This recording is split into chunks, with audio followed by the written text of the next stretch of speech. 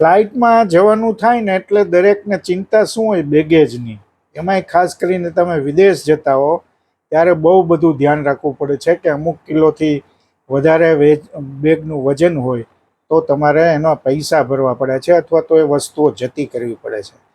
એટલે આ લગેજમાં in India હોય કે ઓવરસીઝ ફ્લાઇટ હોય, શું લઈ જવાય શું ન લઈ જવાય, હેન્ડબેગમાં શું રાખવાનું, કેબિન બેગમાં શું રાખવાનું, આ બધી બહુ મહત્ત્વની વાત છે. આમાં ઘણી બધી ચીજો પ્રતિબંધિત હોય છે, પણ તમને ખબર છે થર્મોમીટર પણ નથી લઈ જવાતું. આ બહુ મહત્ત્વની વાત છે. અમુક સ્પ્રે હોય, ડીઓ હોય, અમુક પ્રમાણથી વધારે માત્રામાં હોય તો પણ લઈ જવાતું નથી. સાધનો શસ્ત્રો પણ નથી લઈ જવા દેવાતા. આ વિશે આજે થોડીક ઇન્ટરેસ્ટિંગ વાત કરવી છે. છેક સુધી સાંભળજો અને ગમે તો લાઈક, સબસ્ક્રાઈબ, ફોલો કરજો. તમે જુઓ કે હેન્ડબેગમાં ધારદાર અણીદાર વસ્તુઓ એટલે કે છરી, ચાકુ, કાતર, મેટલ કે અણીવાળી વસ્તુ, box cutter, razor blade, nail cutter, અણીવાળા ભાગ સાથેનું કોઈ પણ સ્ક્રૂડ્રાઈવર, હથોડી જેવા ઓજારો નથી લઈ જવા દેતા. એટલું જ નહીં, 100 ml થી વધારે ક્ષમતા જેમાં હોય કે પછી ડીઓ હોય, સ્પ્રે હોય, પાણીની બોટલ હોય, કોલ્ડ ડ્રિંક હોય, જામ, અથાણું, જ્યુસ હોય તો એ અંદર લઈ જવા દેવાતા નથી. મારે આવું એક બોમ્બેની ફ્લાઇટમાં થયું હતું. મારું ડીઓ હતું એ 125 mlનું હતું. એમાં આમ તો અડધો અડધ ખાલી થઈ ગયું હતું, પણ સિક્યુરિટીમાં જોવાયું એટલે કહ્યું કે આ તમારી સાથે નહીં જાય. મેં માથાકૂટ કરી કે અડધું જ છે, તમે આમાં હલાવી જો, પણ એ નિયમ. પછી મેં શું કર્યું, તમને હસવું આવશે.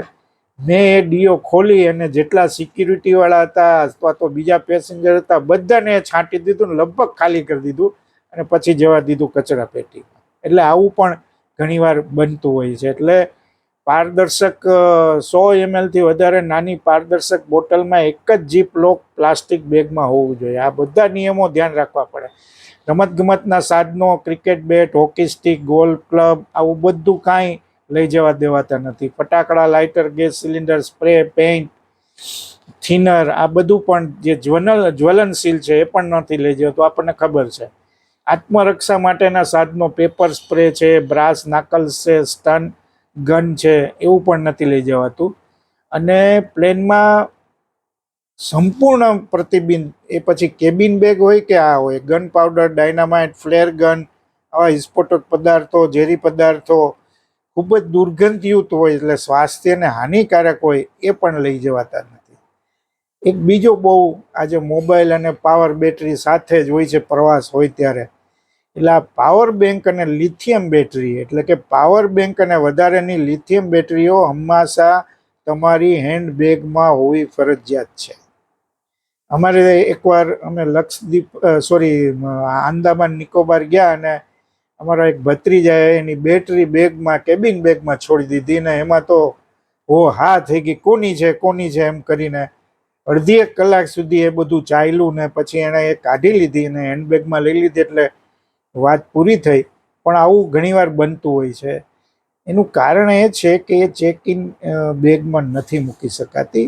એમનું જોખમ છે, સુરક્ષાનો નિયમ છે. 100 વોટ સુધીની પાવર બેંક માન્ય છે એમાંય. અને મોટા ભાગની એરલાઇન્સ આખા નાળિયેર એટલે કે ખાસ કરીને સૂકું નાળિયેર, કાચું પાણીવાળું નાળિયેર હેન્ડ કે ચેક ઇન બેગમાં લઈ જવાની મનાઈ હોય છે. એટલે ધાર્મિક કે અન્ય કારણોસર તેમાં સુરક્ષાનું જોખમ પણ ગણવામાં આવે છે. આ બહુ મહત્વનું છે. અને સૌથી મહત્વની વાત કે થર્મોમીટર પણ લઈ જવાતું નથી. શું કારણ છે એ બહુ ઇન્ટરેસ્ટિંગ છે. અને વૈજ્ઞાનિક દ્રષ્ટિએ આ સાચી કેટલી છે એ પણ આપણે જાણવું છે.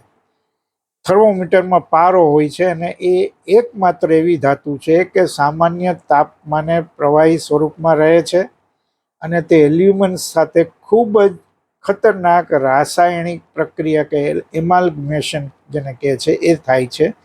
વિમાનનું મુખ્ય માળખું, બોડી અને વિંગ્સ એ હલકું મજબૂત બનાવવા માટે મુખ્યત્વે એલ્યુમિનિયમ ધાતુ વાપરવામાં આવે છે. મિશ્ર ધાતુ હોય છે. અને સામાન્ય રીતે એલ્યુમિનિયમની સપાટી પર ઓક્સિજનના કારણે એક ઓક્સાઇડ લેયર એટલે કે રક્ષણાત્મક પડ બની જાય છે, જે તેને સુરક્ષિત રાખે છે. જો પારો ભૂલથી પણ વિમાનમાં કોઈ એલ્યુમિનિયમના ભાગ પર ઢોળાઈ જાય તો એ જે રક્ષણાત્મક પડ છે એ પડને તોડી નાખે છે અને એલ્યુમિનિયમ સાથે ભળીને તેનું ખૂબ જ ઝડપથી નબળું અને બરડ એટલે કે બ્રિટલ બનાવી દે છે અને થોડા જ સમયમાં એલ્યુમિનિયમ કાગળની જેમ પોચું બનીને તૂટી પણ શકે છે.